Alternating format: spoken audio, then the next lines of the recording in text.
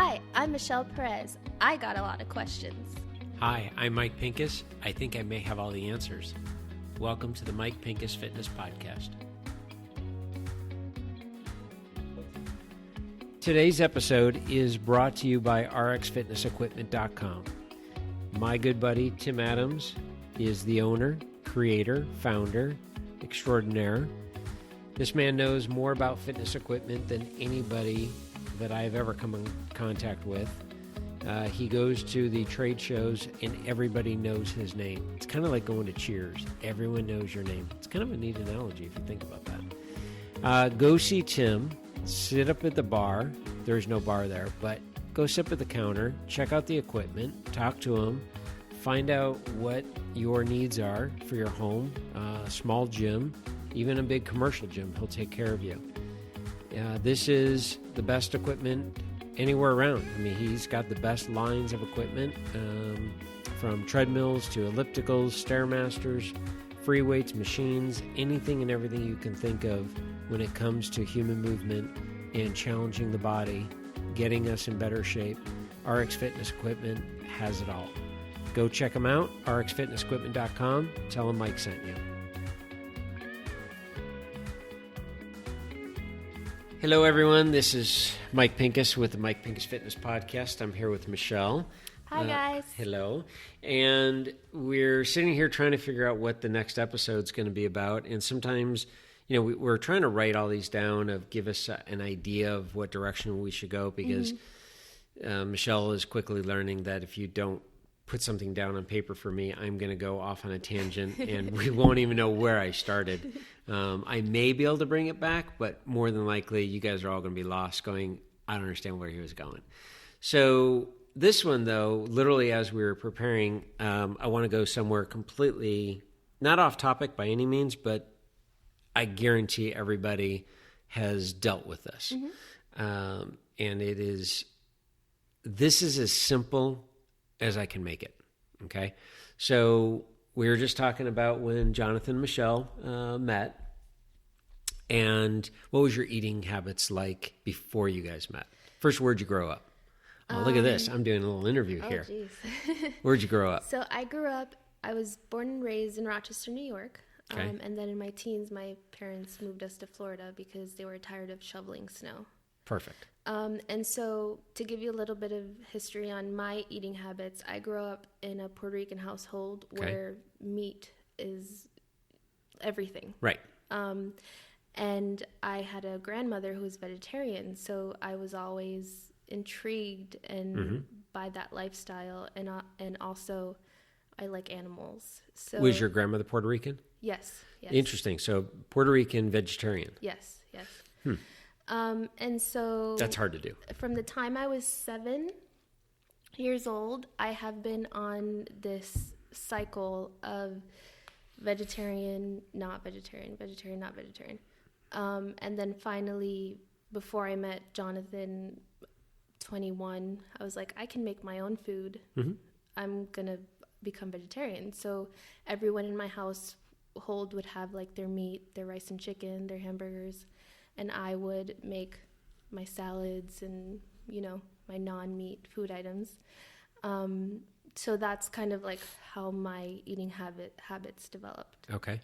So you were 21 at the time, and you were your typical 21-year-old girl living in Florida. Yeah. In that you were obviously aware of body image. Yes. You were aware of whatever you want to call it, being in shape or being healthy. Yeah. At one point, I was doing like 2 spin classes a day. Okay. Yeah. So clearly you were into fitness and health and all that. And you were eating a vegetarian diet. Right. And were you happy with your physique? Yeah. Okay. So kind of let people really know real quick here. This is exactly what I do when I'm starting with a training session. All right. So literally it's this conversation of getting people to understand what went wrong. Yeah. And rarely, I'm going to give you a little heads up, rarely is it because of protein, carbs, and fat. Yeah. Okay.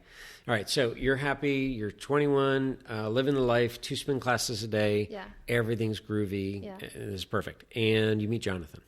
And then I meet this charming, handsome young man who when I... Wait, I thought you meant Jonathan. It's great. He doesn't have a microphone. He has no say. Who instantly, well, not instantly, because the first time we met was a disaster, but that's another story. Oh, that's good. Anyways, after spending time together, I was like, wait, like this is a guy that I can marry and spend the rest of my life with. Okay. And so it comes to the time where, you know, I sit down and I get the opportunity to have a meal with his family. Mm-hmm. And he tells me, Michelle, you're going to my house. You're going to eat my mom's food. Make sure you eat everything because we want to make a good impression. Uh-huh. I was like, oh, okay, that's not a problem. Like, what's the big deal? Well, I sit down at the table and there's this mountain of healthy food. It's salad, it's rice and beans, potato, because Puerto Ricans have to do like all the carbs. Of course. And then notice how you said all the carbs. Yeah. Yeah. They but do all the I wasn't paying attention. I know. But that's where we've gone with this. Yeah. And so it was a healthy plate. Like it was well balanced. And they're also vegetarian, so there was like a meat substitute there. Mm-hmm. And I looked at this massive mountain of food, and I was like, oh crap. Like I got to eat all of it now. Right. And so obviously I did, because it was clearly more than you're used to eating. Right. I want to be a good daughter-in-law and show them that I can fit well. Right. And then that kind of just skyrocketed. I don't know if that's a good term. Do you remember, and now clearly you remember that first time meeting his family, mm-hmm. and you remember that meal. Yeah. Do you remember how you felt after eating that full plate of food? That was clearly double of what you normally eat. I mean, it was a while ago, so you may not. I probably felt like I needed to be rolled. Yeah. Yeah. Exactly. Yeah. So you continue down the path, mm-hmm. and you guys continue to date, and every time you go over to their house, you're given this huge portion, and you're getting used to eating this larger portion. Yeah. How does that change? Do you notice that you're eating larger portions away from his family at this point? Yeah. Like some of your own meals that you're making are suddenly larger. Yeah, because, you know, after having a couple meals that were bigger, I was like, oh, I can actually eat more. Because, I would always cook for myself, so I wouldn't make myself a lot of food, maybe just to get by and feel like satisfied. Yeah, satisfied. But you weren't depriving yourself. Yeah. So before eating these large meals, mm-hmm. you didn't say, okay, I'm doing 2 spin classes a day. I'm 21 years old. Right. I'm working on my physique. But I'm going to starve myself just a little bit. That never entered your mind. No. You just said, this is all the food I need. Yeah. You didn't look at break it down to grams of carbs, protein, mm-hmm. fat. You didn't even count the calories. Right. You just said, this is a portion. This is, for breakfast, for lunch, dinner. This is normal. Yeah. You now meet this family that eats a lot more food than you do. Yeah, they have 2 growing, active boys. Exactly. Actually, they're all very active. Any girls in the family? No. Okay, so... I mean, the mom. Exactly, yeah. But, so the boys are extremely active. Mm-hmm. They're running around. Oh, yeah. They're burning off the calories. Mm-hmm.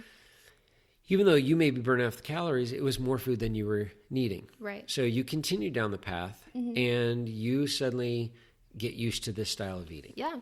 I mean, I can tell you that when Jonathan and I got married and I was cooking meals for him, the first couple weeks he would look at the portion size that I would give him and he'd be like, this is for babies.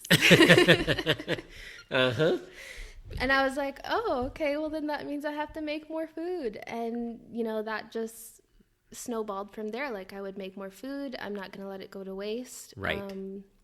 I'm not going to eat something different than what I make him. So, right. Just to put it plainly, larger portion sizes were my downfall, right. or what affected weight gain. Yep. Mm-hmm. So you had asked me in one of the earlier podcasts of why we gain weight, and one of the topics was marriage. Mm-hmm. And this happens more often than not. Yeah. Is when I start working with somebody and I bring it, they will initially tell me, I don't know when I gained the weight. Yeah. And it takes this conversation. Everyone is so eager. We got to start exercising. When are we? I'm like, we'll work out. Yeah. Well, we got to get to understanding of why we got to where we're at, Right. so that when we leave this, we never come back here. Mm-hmm. Because every diet out there, I don't care what diet it is. Mm-hmm. You name the diet, it works. Yeah. There's no question it works. Yeah. It has to work. I don't care how they disguise it.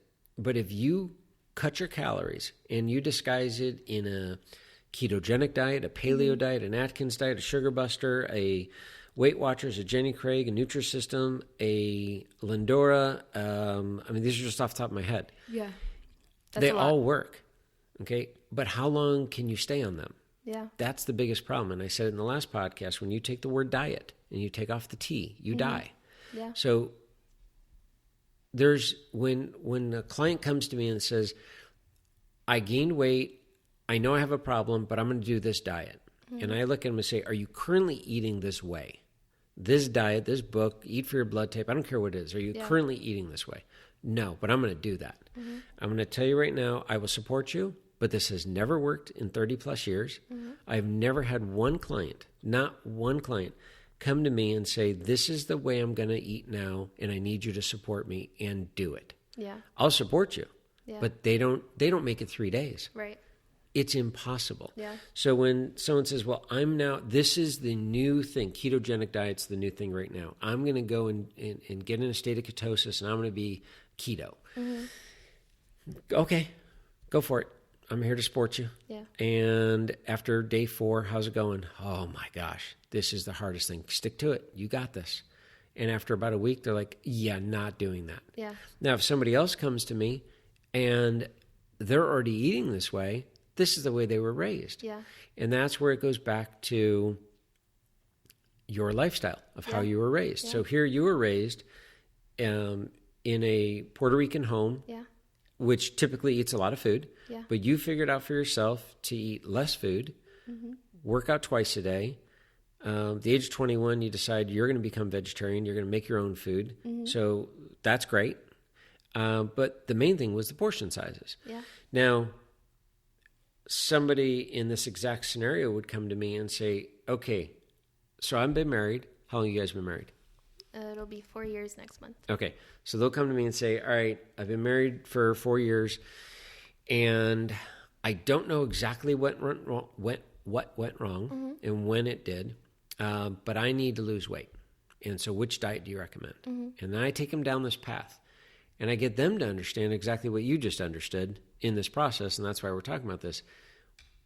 You explained that you doubled your intake of food. Yeah. Why wouldn't you just reverse that? Yeah. It's that simple. Just go back to smaller portions. Yeah. You get to eat the same amount of food. Were you eating pizza before you met Jonathan? Oh, yeah. I've Okay. always loved pizza. How many pieces would you eat? Probably like 1, How many pieces can you eat today? 3. There you go. Yeah. 1 was good. And 1 was spin classes twice a day. Yeah. How many spin classes a day do you do now? Exactly. Yeah. Half. Yeah. And, so this is, in this, we're catching it early. Yeah. And that's what's really cool. Now imagine somebody that calls me and they're 60. And the last time they felt really good about themselves when they were 20. And I take them back. I say, when is the last time you were happy with your weight? Because again, this is people, look, I don't care how you want to disguise this, how you want to look at this and word it and be politically correct. That's what this is all about. It's all about how we look and feel about ourselves.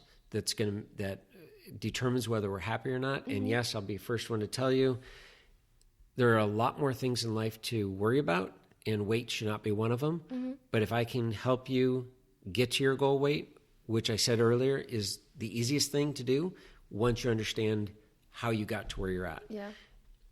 Then we're going to bring everything back and make it easy for you and make it a happier world for yourself. Right. But if you look at a 60-year-old and say, okay, the last time I was in, for me, the best shape of my life, I was 25 years old. And I say, okay, what were you doing physically? Oh, man, I was on the tennis team.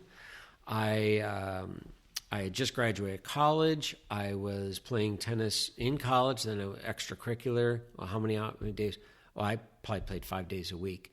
And were you going to the gym? Oh, yeah, I went to the gym 3 days a week. Mm-hmm. And were you doing any kind of cardio? Yeah, I was running with a friend on the weekend, Saturday and Sunday. We went for easy 1 hour to 2 hour hikes. Did you have any dogs? Oh, yeah, I've always had dogs. Did you walk the dogs? Yeah, I walk the dogs all the time. Do you walk them now? Well, no, they're much older. I don't take them for a long walk. So you went for long walks. You played tennis. You worked out. You did running on the weekends. What's your activity? Now, I haven't even gotten to food yet. Yeah. What's your activity today? I shower in the morning. I drive to work. I sit at my desk for breakfast. I eat lunch at your desk. At my desk. Yeah. I do go to the fax machine. By the way, we got rid of the fax machine, so I wouldn't even do that anymore. I get in the car. I drive through a restaurant because I'm exhausted for fast food, and I go home and I sit on the couch and put on Netflix. I think about exercise. Does that count? Yeah. And so right there, I'm like, why do I even have to talk about food? Yeah. Right there, that's the movement. Yeah. Now, if somebody were to say, I'm 60 years old and the best shape of my life, I was 25, and I'm doing the exact same physical activity today as I was doing then. Nothing has changed, but I've put on weight. Well, now let's look at what you're eating. Yeah. Okay, but we don't need to start with the food. Yeah.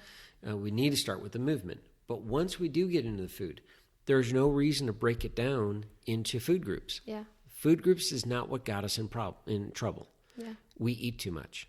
It's that simple. Yeah. So my wife and I we had the pleasure, it was a dream for us. My youngest daughter studied abroad in Italy this in 2018, January to May of 2018. And so her last week there, basically, my wife and I went to Italy for our first time. And I was super excited, obviously, to see Italy, obviously to see my daughter and see what she had been up to. And she was studying art and all that stuff. But from a fitness side and from an observer side and that human connection side and all that, I wanted to see how the other half live. Yeah. For one, we were in Florence, Rome, Capri, Sorrento, and one other spot. Not one gym. I could not find a gym. In all the hotels we were in, did not have a gym. Wow. We were walking everywhere, could not find a gym. I was looking for gyms, could not find them. And now, granted, I didn't go on Yelp and see where they're at, but I mean, you're in major cities, there are no gyms. Yeah. Like, okay, that's interesting. Then I'm looking at all the people, the locals that live there. Not one sign of anybody that was overweight. Everybody looked to be in shape. Yeah. And not just compared to the U.S., but literally, like, they looked healthy. Their hair looked healthy. Their face, everything about them looked happy and healthy. Yeah. Then we get to see how they're eating. And it was so much bread, so much pasta, so much pizza. And everyone sits and talks about, oh my gosh, wait till you get to the portions. They're going to roll you out of there. And the late night eating, it's so bad for you. I'm like, okay, we'll get into that in a second. It's not bad for you. There's nothing wrong with eating late at night. You can eat late at night and shut the lights out and go to bed and you're fine. I'll talk about that. Your body doesn't just stop working. It doesn't. I'll talk about that in a second. But what I found to be fascinating is they had these, what they called their fast food. These are air quotes. You can't see me. But they had these places where you walk up and it's different pizzas underneath a glass cabinet, and it's all different type of pizza. And some had no cheese. I'm allergic to dairy. So you go up and say, and our daughter took us the first time knowing we were going to really dig this. Yeah. And the pizza is prepared. And so you walk up and you say, okay, I'll have some of that. Now, they don't ask you how much, like size-wise. Oh. They literally, I was watching them. We were there for the week, and I'm watching them. They size you up and down, and they look at you, and they literally predetermine what you should be eating. Wow. And they slice off this piece, and they give it to you. And now us Americans say, oh, well, I'll have that one too. Yeah. And I'll have that one. Of course, they're going to sell it to us because it's more sales for them. Right. But when I stepped back and said, that one looks really good, that's all they did is they cut me a slice of pizza. And I don't think there's any preservatives in it. The taste was absolutely amazing. The portion was not even a full piece of our pizza today. Today being here in California. I was so satisfied. My taste buds were on fire. Yeah. I mean, it was just amazing. And you grab your food and you go and you sit down and they pour you a glass of wine. Mm-hmm. I mean, there's wine all throughout the day. Yeah. And you're sitting, there's these fast food places. There's no seating inside. So you're sitting outside underneath umbrellas or whatever, and it's this amazing scenery. And there's people walking around and you're sitting there and you're taking a long time to eat this. Yeah, yeah. And this is their fast food. We go to dinners, and we look at the portions that they bring to us, and everything is smaller portions. And I notice it right away. And the thing is that the plates are 8 and 10 inches in diameter. And I figured this out, and one of the restaurant owners at the end of the night, hi, how was everything? I said, this is interesting. We're obviously not from here. We're from the U.S. And he was super cool and everything. And I said, you have smaller plates here. And he started laughing. He said, you noticed? I'm like, oh, yeah. Mm-hmm. This is like a no-brainer. Yeah. You fill up a smaller plate as a restaurant owner. You make the customer feel like they're getting a lot of food and a lot of value. Mm-hmm. You can charge the same amount. We don't know any different. You're making a great profit. I'm eating a lot of food. I'm walking out of here going, oh, that was a hearty meal. Calorie-wise, I guarantee you it was less calories than we would get in the U.S. Huh. And so when all of my friends and clients were saying, oh my gosh, wait till you see the portion size, you're not going to believe it. I came back going, no, I lost weight. They're like, you what? I'm like, yeah, I lost weight. We walked around as much as you guys would walk around. Yeah. Ate the same amount of food. I don't know what you guys did when you go there, but we came back here, and both my wife and I were saying for the first probably 2 weeks, we'd go to a favorite Mexican place, that burrito I was talking about the other last podcast. I couldn't even eat half of it. I kid you not. I mean, I could not believe, the whole saying of your stomach shrank. It's not that. I mean, I just got used to eating less food. Yeah. And I had to. Now I'm back to where, almost a year later, and I can put down the food that I grew up doing. Yeah. So you get used to your environment. And this goes back to when, you started dating Jonathan. Yeah. And it's all your fault. Always. Never forget that, guys. I'm just kidding, guys. Is just reverse the process. Yeah. Look at how you got to where you're at and simply reverse it. Don't blame the food groups. Yeah, it's true. Portions. In my journey of trying to figure out how I had gained all that weight, I mean, because it's not like I look terrible. It's more of a feeling comfortable in my own skin, rather. Yep. Like this is a new body or a new physique that I now have, and right. That's a whole nother story. But in my journey of trying to figure out what the problem was, I went through this phase where I tried to be gluten-free for a week. Right. And if anyone knows me, I absolutely love bread. Like Jonathan was telling me, my husband, yesterday, that if he's convinced that if females, specifically me, he was probably talking about, if females could marry bread, that they would, because bread would give you everything you need. Right. Absolutely. And so that's me. And so I went through this week of, not eating bread or carbs or anything. And that was the worst time in my entire life. Yep. Why, what kind of existence, punishment exactly. is that? Right. And you're not alone. I mean, I hear this all the time of people telling me that they're going, that they're going gluten-free. That was the trend that probably hit 7-8 years ago. Yeah. That everyone's going gluten-free. And I'm like, do you have any idea what that is? Do you even know what it is? Yeah. Do you know anyone do you have celiac disease? And they're like, what's that? That's what you have when you're diagnosed with celiac disease and they tell you to stay away from gluten. Yeah. Oh, but you're doing it because you want to lose weight. Yeah. Going gluten-free is not going to... say what it is. Yeah. Call a spade a spade. I'm not eating bread. Yeah. That's the carbs, and that's the whole thing Right. of carb bashing and everything. Yeah, that's exactly what it is. yeah. Like, you instantly, like, you hear all the time that carbs are bad for you, not to eat it. Immediately, someone who's been introduced to the gluten-free diet is going to think, I can't eat carbs, I might as well go gluten-free. Right. But there's carbs in, like, so many other foods. Oh, there is. Absolutely. And then, I mean, the reality here is, and I haven't tasted all of the gluten-free food, but it's not that good tasting. It's not. I hate to say it. I mean, I know that some have gotten better and everything. Again, if you have celiac disease, yes, go gluten-free. Yeah. But this is not a trainer telling you. It's not even a nutritionist telling you.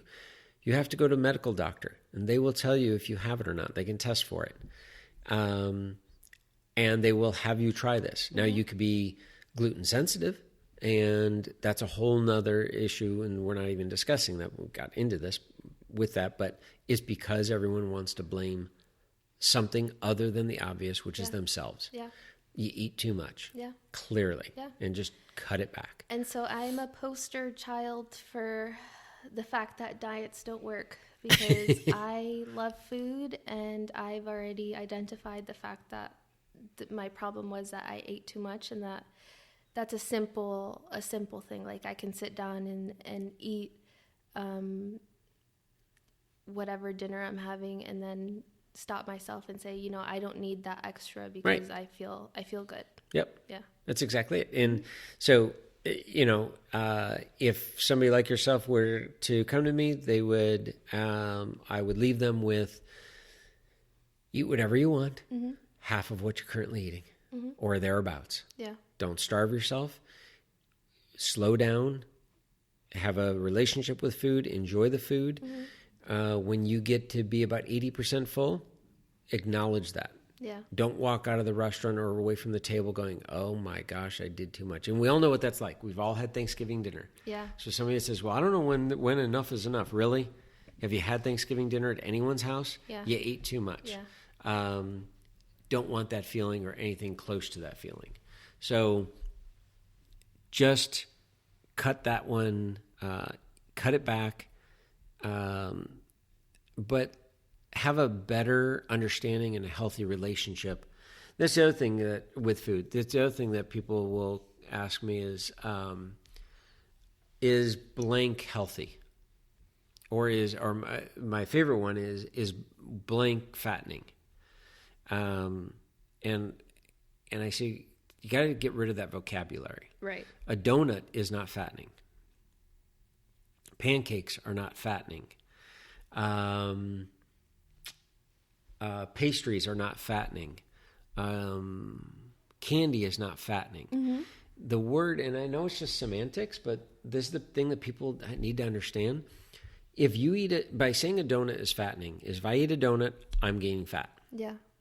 Now, if I eat too many donuts, but how about if I, again, go on the scientific route, if I'm allowed, as a male, let's say I'm allowed 2,500 calories, and I eat a donut in the middle of the day, but at the end of the night, I end at 2,500 calories. I do not have 2,501 calories. I have 2,500 calories, and I burned off 2,700 calories. Yeah. But yet I had a donut in the middle of the day. Am I going to gain weight? Nope. It's calories in, calories out, any way you look at it. Yeah. Now, if I have a box of donuts, but I still end at 2,500 calories, I'm not going to feel good by any means, and I may not feel like working out because I've got this poor fuel in me. You can't put old 10-year-old gasoline in a Ferrari and expect it to run. You also can't put racing fuel in a Ford Pinto and expect it to run. It's just not going to work. You have to have the combination of the two. Yeah. So I want people to get away from the words fattening. There's no such thing as anything fattening. Everything's in moderation. And because look at it this way, if you're allowed 1,500 calories, let's say for you, for the day, and your last meal is pure chicken, nothing else, just baked chicken, no seasoning, no butter, nothing, just baked chicken. and that chicken takes you over 400 calories, over your allotment. The end of your eating that chicken, you are at 1,900 calories. Well, you technically could say that chicken is what caused you to gain weight. Yeah. Well, you can't blame it on the chicken. You can blame it on the 400 calories. Now, maybe that 400 calories came somewhere throughout the day, but at the end of the day, you had 1,900 calories. Yeah. So we need to stop blaming food groups. It's not the food groups, it's us. Yeah. We eat too much. Moderation is key. It's everything. I have to say that my organized self did not see this podcast going this way. I knew it didn't. That's why I took over. And you put me in the hot seat. Yep. But I really appreciate you sharing that. And it is an important message to share with everyone, especially in our society that just overeats all the things with portion sizes. Yeah. Moderation. And I think that's it's an easy something that we can tackle. Right. So thank you for and you'll hear me talk about moderation even when it comes to fitness. Yeah. Because just as crazy as we are of our eating, we're just as crazy with our fitness. Yeah. And more is better. Yeah. And why is that? And it's just that's not the answer by any means on any level. And it's just not enjoying life. You should not dread going to the gym. You should not dread going for that walk. It should be fun. It should be exciting. It should bring you joy. It should, I use the word stay hungry. Okay. And it's literally in food and it's literally with exercise. You do not need to give every workout 110% effort. You just can't do it. And all those people on social media and all on Instagram that are saying that they give it 110% effort every workout, I'm telling you, 3 decades of doing this, no, you're not. You're lying. Yeah. I know you're lying, and I'll show you how.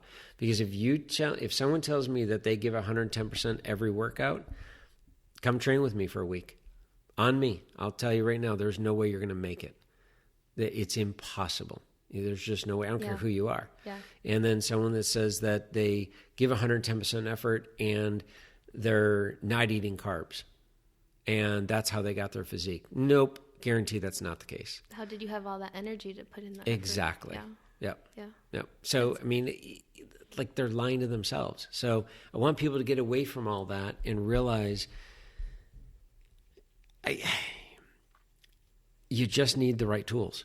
And once you have it, you will sit. I'm hoping by the end of this podcast, whenever this thing ends, not this episode particularly, it may be years from now, but you're going to look back and go, this totally makes sense. Yeah. You'll get there much quicker than years from now. I shouldn't have said that. But my goal is to give everybody all the information I have. There's no point in me having this information and keeping it inside. Yeah. That's the other thing I tell my clients. Okay, if this isn't everything I just told you, if this isn't the truth, you're right. I actually have the secret ingredient. I have the secret pill. I keep it to myself. I'm not letting anyone else have it. I myself have it. Yeah. No one else has it. Seriously? That's crazy thinking. Yeah. But people think it's got to be more than this. It can't be this simple. Yeah. It can't be just reverse the process. Yeah, it is that simple. Yeah. Well, there you have it, guys. Stay tuned with me in the next couple months, and I can give you an update on how that portion control is going. Dang it, Jonathan. Thank you for joining in today's episode, and we'll talk to you guys next time.